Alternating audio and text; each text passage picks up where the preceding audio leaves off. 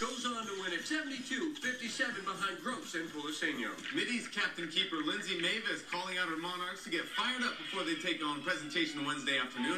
In the first half, great defense by both teams. Here's Mavis making a great stop, punching the ball up and out of bounds. We remain scoreless going into half. The second half is when the Panthers and Monarchs come out clawing. Mitty's Michaela Matlich fighting for this one, but Press's Jennifer Randazzo makes a snag. 28th minute now, Anna Marija Sola launches this one, but lucky for the Panthers, it hits the top bar and Prez clears it out. 4 minutes later, Sola with the backdoor pass to Matlich, who lays it up in front of the goal for Brienne Piccolo, but that one hits the crossbar as well, still scoreless with 24 minutes left. Moments later, Madison Salom battling for this one. Brienne hustles to punch it in, but Randazzo with a point-blank save, then both teams crashing for the ball. Matlich wins the call, so Mitty gets a free kick. Senior Kelsey Fu is the one selected for the PK. She lines up, picks her shot, and fires low corner. Mitty wins 1-0 the final, holding on to first place in the WCAL. The Monarchs met up with our Therese Vignal after the game.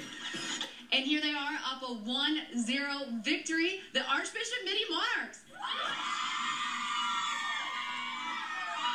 Now first up is one of the seniors, Kelsey Fu. Kelsey's going to be going to Oregon next year. Kelsey also kicked the only goal in this game. So let's talk about your PK strategy a little bit. I saw you bending down and tying your shoes and taking your time. So what were you looking for going into that? Well, it's always difficult because the goalie I play for plays on my club team, and I'm always shooting against her. So last time I went the other way, this time decided to go other side this time, and it's always nerve-wracking, but yeah. You came through at the end. Talk a little bit about team defense this year and how you guys have been just stepping it up and doing so well.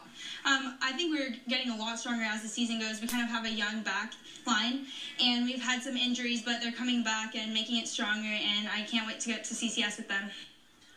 One step at a time. All right, next up is Michaela Matlich. She's one of the captains on the team, says so right there on her arm. Michaela, let's talk about the second half aggressiveness.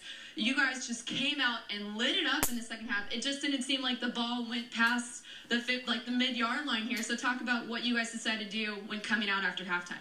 At halftime, we really knew that we wanted to come out and score so that we wouldn't have to come out from behind. So we went out there with all we had, but we kept composure, and we knew that we could just pass around them. So that's what we did to keep our composure and really hold the aggressiveness in the second half. I'd say it was really aggressive out there, knocking people around, you especially, right? Yep, guess so. All right, and next up is the goalkeeper on the team, Lindsay Mavis. Lindsay, I know you guys have this team motto of one game at a time. You're only thinking about the next game, but just for people at home's sake, let's talk a little bit about future goals. You guys are in contention for your first WCAL title since 2008, so talk about what you guys need to do in order to reach that goal for this season.